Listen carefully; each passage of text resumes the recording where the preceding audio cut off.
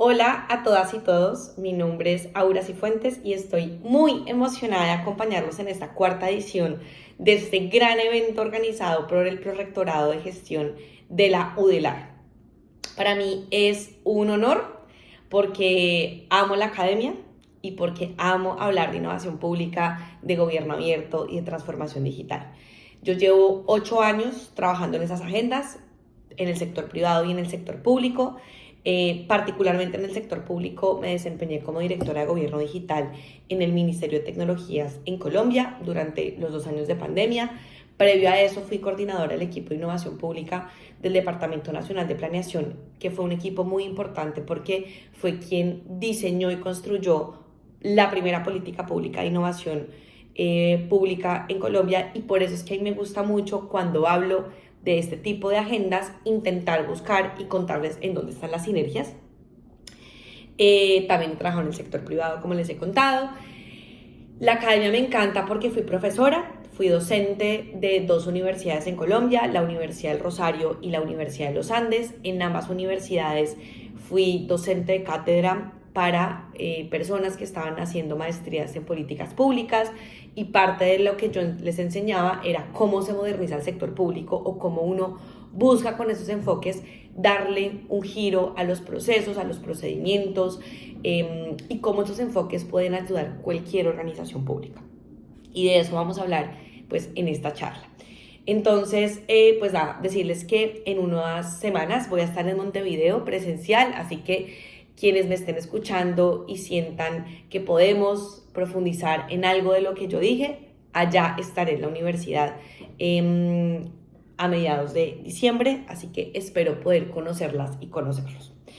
Bueno, entonces la idea hoy es que podamos hablar de gobierno abierto y, como les dije, encontrar esas sinergias con las agendas de innovación pública y con las agendas de transformación digital para entender de alguna forma cómo estas agendas, estas aproximaciones son útiles para la educación superior. Entonces, ustedes van a dar cuenta que voy a bajar mi mirada en varias oportunidades porque tengo aquí las notas y quiero, pues bueno, poderles contar varias de las cosas que tengo preparadas. Entonces, lo primero, de pronto vamos a empezar con un contexto teórico de por qué empezamos a hablar de gobierno abierto en el mundo, eso de dónde viene, qué quiere decir, y tal vez hay que remontarse a 2011. Una organización nace, y es una organización muy importante, que es la Alianza para el Gobierno Abierto, Open Government Partnership.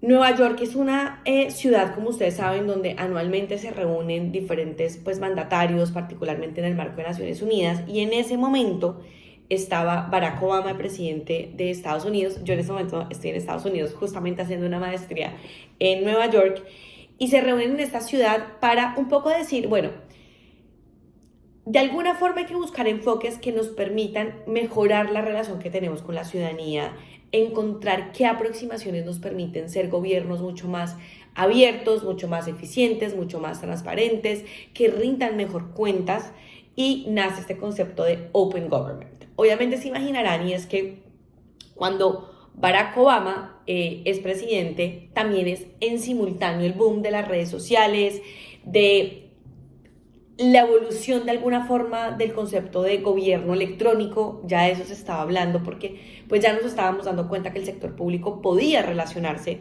de una forma mucho más moderna con la ciudadanía a través de páginas web, a través de aplicaciones web. Entonces ya esto estaba en la mentalidad de muchos mandatarios. La idea era eso, cómo se lleva a generar más confianza, cómo se lleva a que la forma en cómo la ciudadanía percibe a las entidades públicas sea mejor.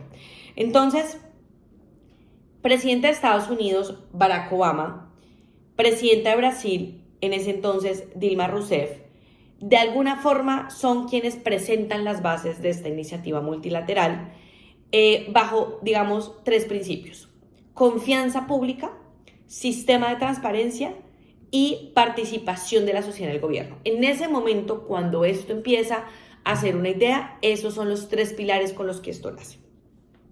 Y entonces en ese entonces, pues obviamente, como les decía, con la mezcla del gobierno electrónico, que era justamente cómo nosotros podíamos lograr cierta como metamorfosis de la forma en cómo se prestaban los servicios públicos tradicionalmente, nace entonces esta iniciativa, y esta iniciativa se soporta en una directiva que firma el presidente Obama, diciendo, bueno, acá vamos a fomentar un nivel sin precedentes de apertura en el gobierno. Entonces, posterior a ese memorándum sobre transparencia y gobierno abierto del presidente Obama, en el 2009, en el 2011 se consolida la Alianza para el Gobierno Abierto, empieza a emerger un movimiento en simultáneo que es el movimiento de los datos abiertos. Y esto es importante porque, claro, gobierno abierto finalmente hoy, y la evolución que ha tenido desde ese entonces es, vamos a hablar de transparencia, vamos a hablar de colaboración, vamos a hablar de rendición de cuentas y vamos a hablar del uso de tecnologías y la innovación en estos procesos, que tal vez este cuarto es como el transversal a todo esto. Transparencia, vamos a abrir datos.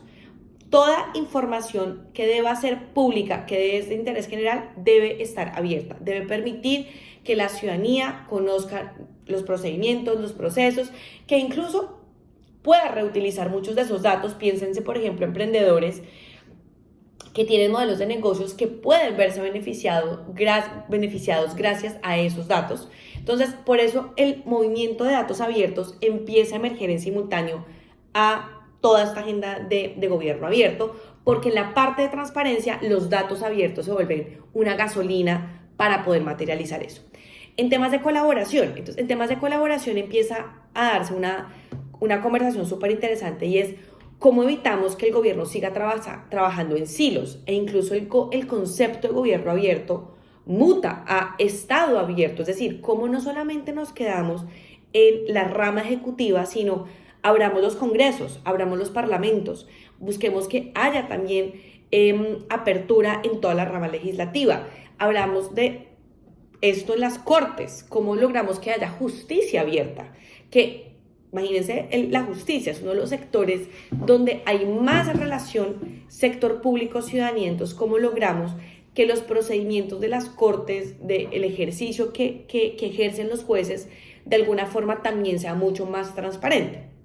Entonces, en temas de colaboración es como solamente, o sea, no solamente es dejemos de trabajar en silos, intentemos realmente que esto sea un enfoque que permee todos los sectores, sino que además el concepto también empieza a evolucionar para lograr incluir otras ramas, otras entidades públicas, y que esto no sea solamente algo que dependa de los presidentes o de los primeros ministros, dependiendo del país, sino que sea algo a nivel de política de Estado, no únicamente política de gobierno. Entonces, empieza a crecer toda esta agenda de datos abiertos, y la agenda de datos abiertos, yo sí creo, porque además soy fiel creyente de ella, que de alguna forma le da como una nueva fuerza al principio de transparencia y al principio de colaboración, porque ahí lo que empieza a pasar es que ya empieza a ser mucho más tangible a qué nos referimos con transparencia. Es decir, empezamos a hablar de cómo lograr publicar documentos públicos en formatos libres, de acceso libre y abiertos. ¿Eso qué quiere decir?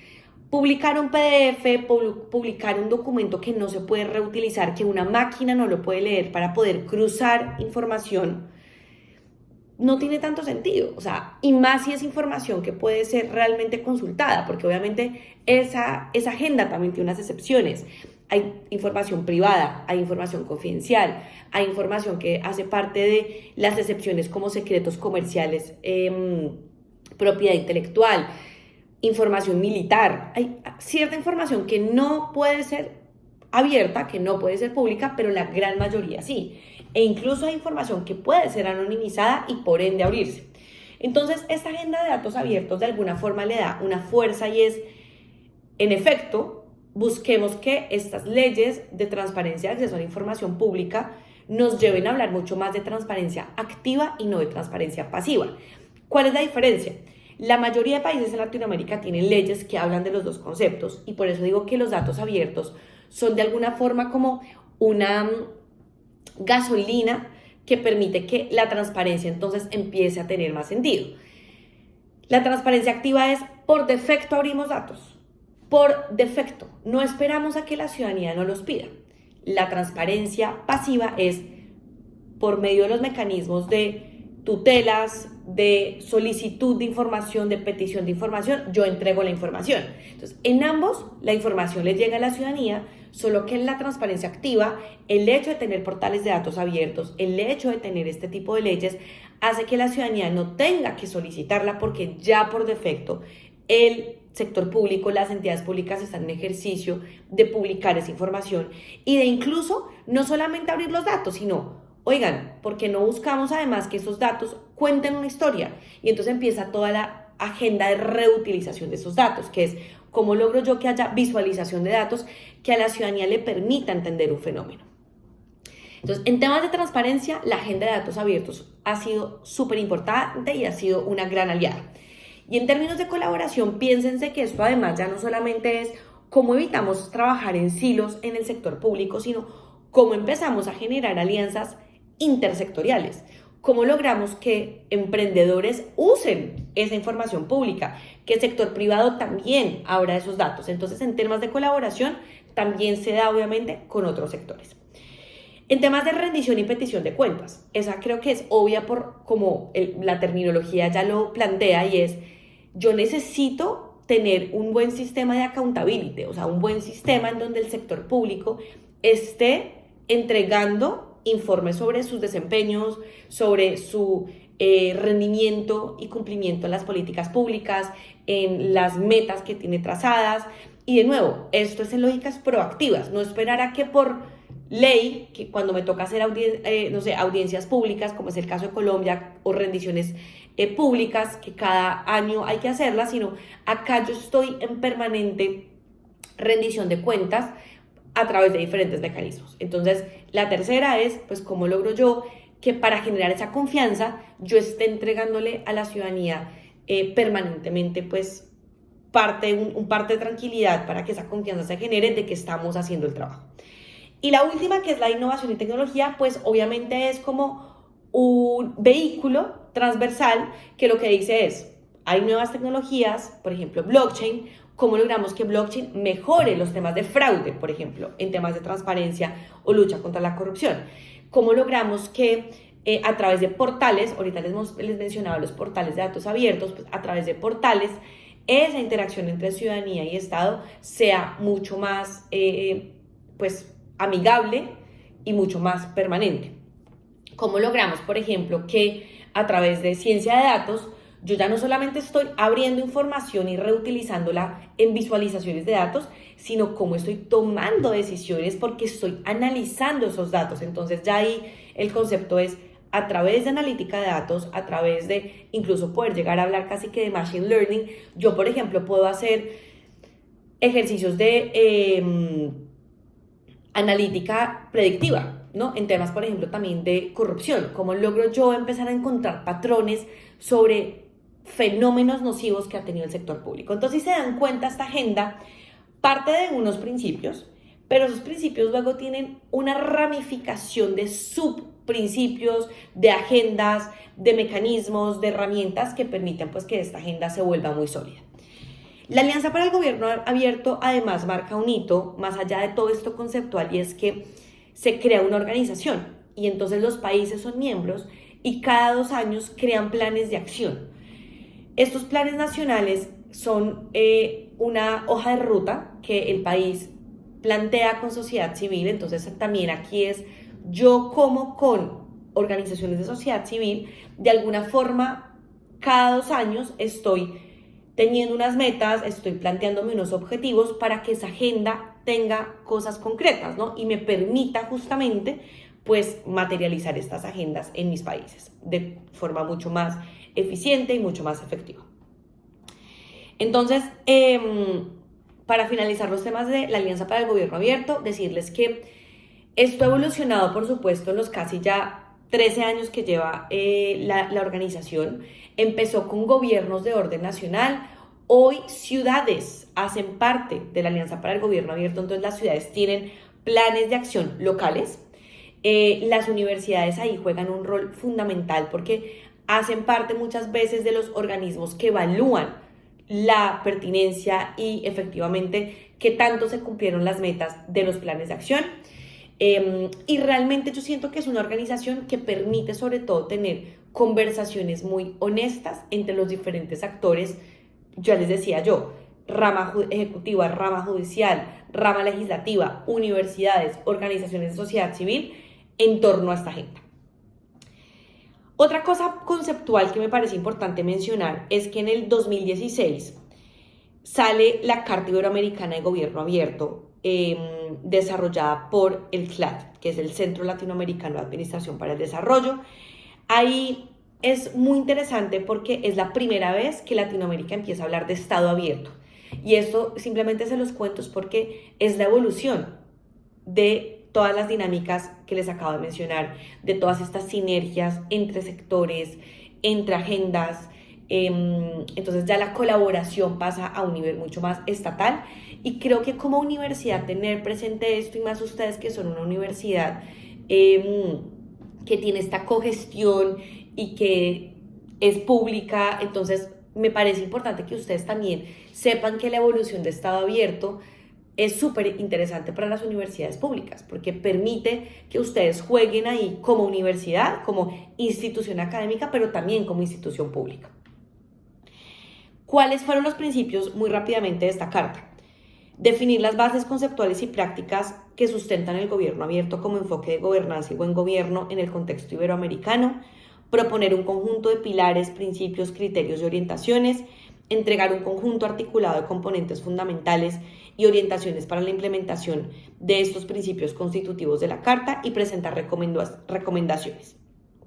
Bueno, entonces el gobierno abierto, para ir cerrando, habla hoy, y esta evoluciona, hay muchas definiciones, hay muchas personas que lo definen distinto. A mí me gusta mucho pensar que hoy, después de lo que fue 2011, con estos principios que les comentaba, la evolución de Estado abierto, y como se ha venido dando la conversación en los últimos años entre diferentes organizaciones, es que hoy, cuando hablamos de transparencia, estamos hablando de educar al ciudadano, como yo logro hacer mayor pedagogía y cómo le entrego mejores herramientas a la ciudadanía para que se apropie de lo que el sector público está justamente entregando para generar esa apertura. Datos abiertos y todo el tema de monitoreo política pública, tener mejores indicadores. Entonces, en temas de transparencia, por supuesto, de nuevo repito, la agenda de datos abiertos es vital. En temas de colaboración, cómo derribo estructuras piramidales, cómo dejo de trabajar en silos y empiezo a trabajar más horizontalmente, y cómo empiezo a involucrar otros actores en la conversación, así yo esté hablando de gobierno abierto, como es, por ejemplo, involucrar a universidades, involucrar a organizaciones de sociedad civil e involucrar empresas, al sector privado y a los emprendedores. Y en participación, ¿cómo empiezo yo a moverme de un concepto de participación ciudadana a un concepto más de co-creación? Y acá voy a empezar ya a introducir el concepto de innovación pública, que es un gran hermano del gobierno abierto. Nosotros en el sector público hemos siempre hablado mucho de hay que invitar a la ciudadanía a participar, y usualmente eso se hace al comienzo de una política pública y al final de una política pública. Es decir, yo al comienzo le pregunto a la ciudadanía qué quieren, qué necesitan, entonces tomo las necesidades que tiene la ciudadanía, y luego al final de haber desarrollado un proyecto, una política pública, les pregunto cómo les pareció, sirvió, funcionó. Y ese enfoque, si bien es muy válido todavía, pues porque obviamente necesitamos que la ciudadanía participe, se queda corto cuando ya estamos resolviendo los problemas tan complejos que tenemos hoy, y por eso el mundo está migrando a hablar de codiseño, de co-creación de políticas públicas.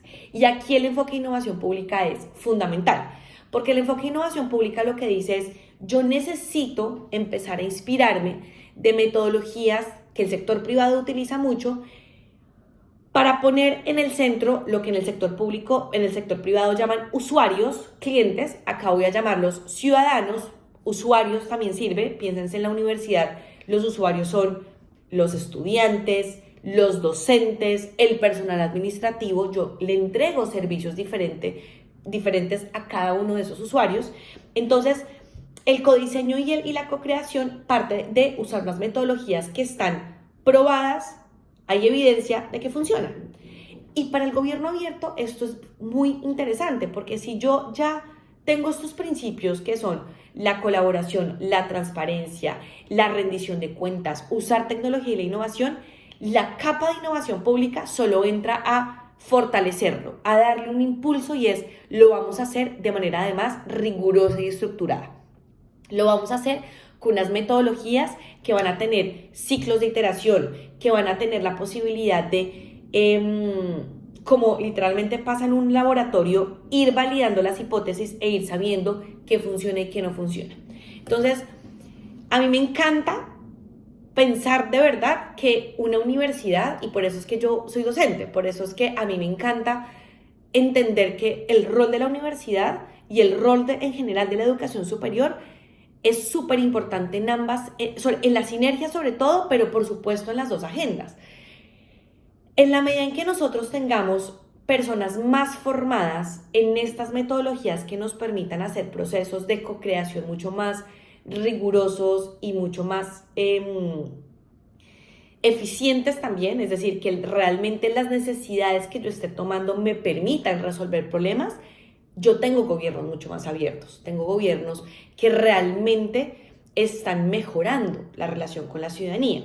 Y esto es importante porque muchas veces lo que nos pasa es que creemos que por abrir información, por tener mecanismos puestos para la gente, por defecto la ciudadanía está entendiendo lo que estamos haciendo, y lo que la evidencia cada vez nos soporta más es que tenemos que tener la capacidad de estar permanentemente pidiendo retroalimentación, de estar permanentemente midiendo si esa satisfacción ciudadana realmente se está cumpliendo o no.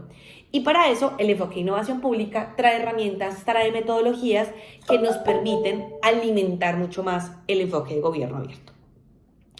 Entonces, ¿a qué le está apostando hoy esta agenda? Mejorar servicios públicos, incrementar la integridad pública, tener una gestión efectiva de los recursos públicos, crear comunidades seguras e incrementar la responsabilidad corporativa y de rendición de cuentas. Algunas recomendaciones para ir cerrando. El Índice Global de Datos Abiertos es un gran termómetro justamente para saber cómo está la situación de los países en el mundo. Tiene 115 países medidos en este indicador. Está el Barómetro Regional de Datos Abiertos, mucho más hacia América Latina, que también nos permite saber cómo estamos los países en las agendas de datos abiertos, pero también qué impacto está teniendo esa apertura en empresas, en política y en sociedad civil. También decirles que Transparencia Internacional, pues lo sabemos, anualmente nos muestra cuál es la percepción de la ciudadanía en estos temas, y estas agendas, la de gobierno abierto y por ende la innovación pública, juegan un rol muy importante en esto. Y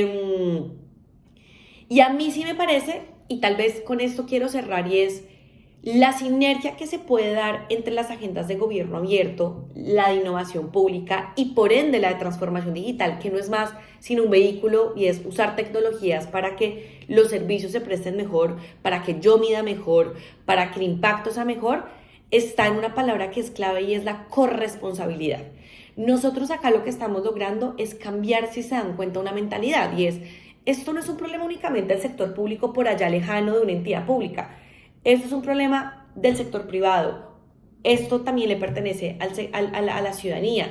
¿Cómo logramos que esto de alguna forma sea de todos, ¿no? Y cómo logramos que lo público sea de todos.